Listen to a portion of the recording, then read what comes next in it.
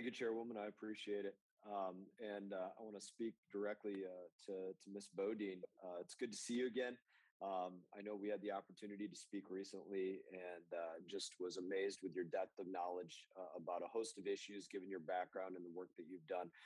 It raised, as I was preparing for this hearing, several questions about the Superfund program in brownfields and how they could relate to an environmental issue in the state of Florida. And as many on this committee have heard me deal with constantly, I know that you've done a lot of work on Everglades restoration and Lake Okeechobee during your time working in Congress.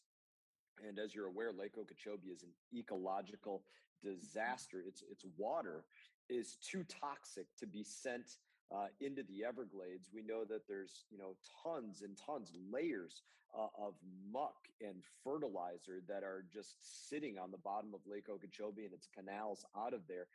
These nutrients, they fuel very literally toxic algal blooms that are extremely toxic. And then you layer on top of those layers of fertilizer and toxic algal blooms another issue, and that is, let's take Roundup as one of the largest lawsuits in history in our country, the Roundup lawsuit. And literally tens of thousands of gallons of glyphosate or Roundup are sprayed year after year after year into these waterways of Lake Okeechobee. And so it's in that I want to say, what are the criteria for chemicals and hazardous substances for being put on the EPA's list of hundreds of chemicals? And where do you see those issues with Lake Okeechobee playing into this? Thank you, Congressman. You're asking me a FIFRA question, which obviously regulates pesticide products. And there's been a lot of back and forth, I think, on glyphosate, and I'm not necessarily up to speed on exactly where that is, where the registration of that is.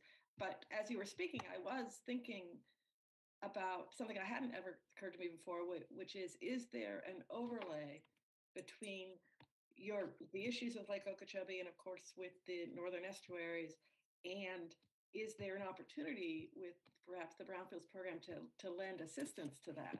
And that's something I would have to think about and get back to you for the record, but there may be, because, of course, those are hazardous substances. They are released. They are causing environmental exposures and contamination.